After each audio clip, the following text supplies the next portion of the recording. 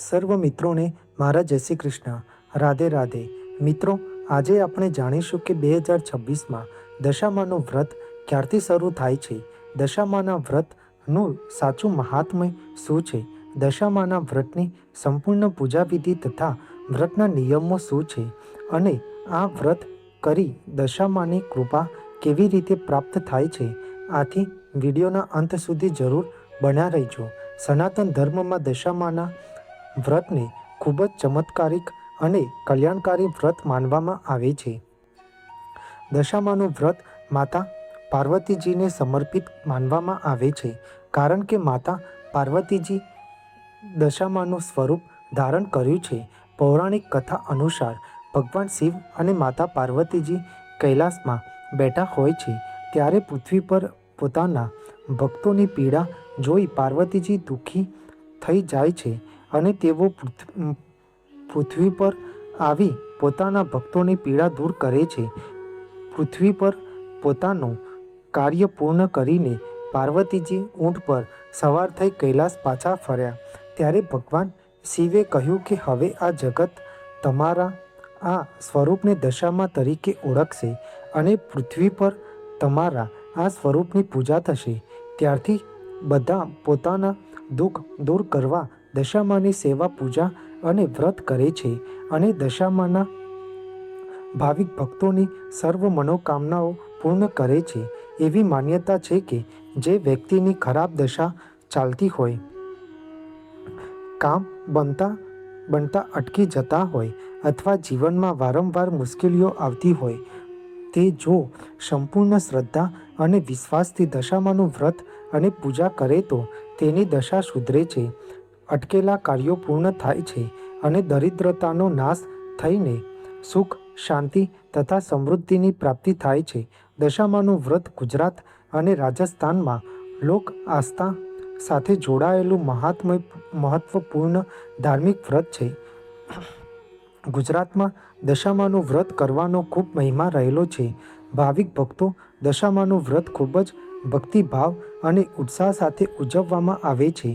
ગુજરાતી પંચાંગ મુજબ આ વ્રત સામાન્ય રીતે અષાઢ મહિનાની અમાસથી શરૂ થાય છે, જ્યારે કેટલાક ભાવિક ભક્તો શ્રાવણ મહિનાના પ્રથમ દિવસથી આ વ્રતનો આરંભ કરે છે.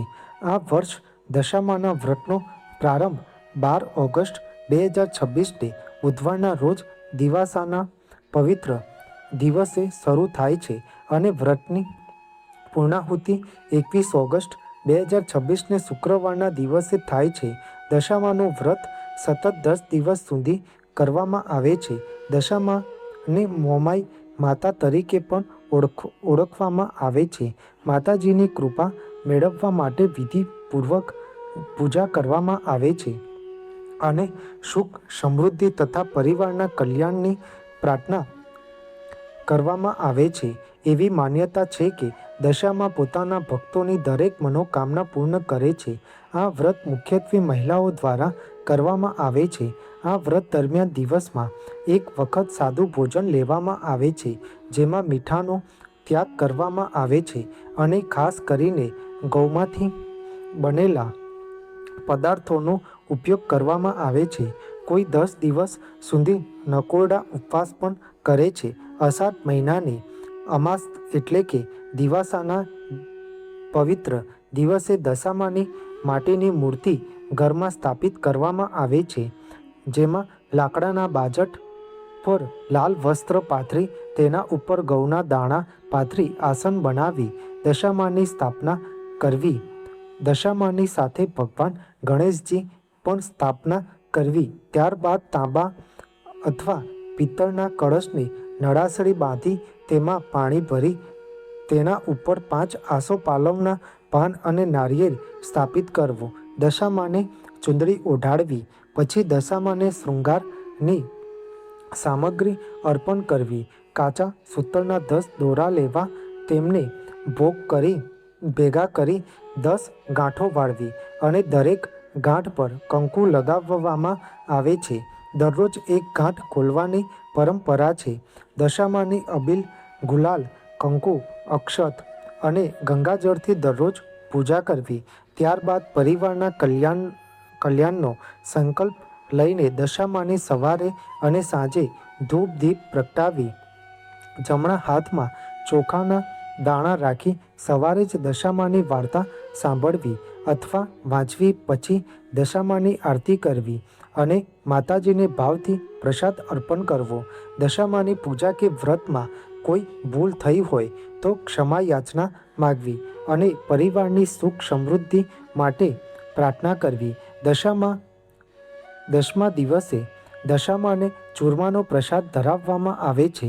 એ પ્રસાદ સાંજ સુધી રાખવામાં આવતો નથી. એ દિવસે રાત્રે જાગરણ કરવામાં આવે છે અને બીજા દિવસે સવારે સારું મુહૂર્ત જોઈને દશામાની મૂર્તિનું વિધિપૂર્વક જળમાં વિસર્જન કરવામાં આવે છે. ઘણા ભાવિક ભક્તો આ વ્રત 5 વર્ષ અથવા 10 વર્ષ સુધી નિયમિત કરે છે. નિર્ધારિત વર્ષો પૂર્ણ થયા પછી દશામાના વ્રતનું ઉજવણું કરવામાં આવે છે. આ પ્રસંગે સૌભાગ્યવતી મહિલાઓને ભોજન કરાવવામાં આવે છે.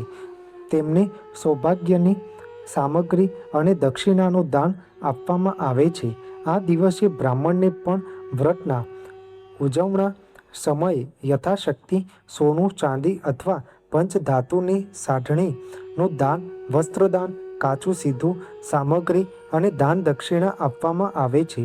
શાસ્ત્રો અનુસાર જે ભક્તગણ સંપૂર્ણ શ્રદ્ધા, વિશ્વાસ અને નિયમપૂર્વક દશામાનું વ્રત કરે છે તેના પરિવાર પર દશામાની કૃપા સદાય બની રહે છે. ઘરમાં સુખ, સમૃદ્ધિ, શાંતિ, સૌભાગ્ય અને ધનની વૃદ્ધિ થાય છે. તેમજ જીવનની અનેક મુશ્કેલીઓ દૂર થાય છે. તેથી દશામાનું વ્રત માત્ર એક ધાર્મિક પરંપરા નહીં, પરંતુ ભક્ત અને માતાજી વચ્ચેની અતૂટ શ્રદ્ધા, વિશ્વાસ અને ભક્તિનું પવિત્ર પ્રતીક છે. દશામાની કૃપા તમામ ભાવિક ભક્તો પર સદૈવ વરસતી રહે અને જીવનમાંથી તમામ દુઃખ, કષ્ટ અને અડચણ દૂર થાય અને સુખ, શાંતિ, સમૃદ્ધિ તથા સૌભાગ્યથી તમારા જીવનને ભરપૂર બનાવે તેવી દશામાને ભાવપૂર્વક પ્રાર્થના. તમને મારી આ માહિતી સારી લાગી હોય અને કંઈક નવું જાણવા મળ્યું હોય તો મારી આ ચેનલને લાઇક, શેર, કોમેન્ટ, સબસ્ક્રાઈબ કરજો, જેથી તમને મારા નવા વિડીયોની માહિતી મળતી રહે. સર્વને મારા જય સ્વામિનારાયણ અને હર હર મહાદેવ.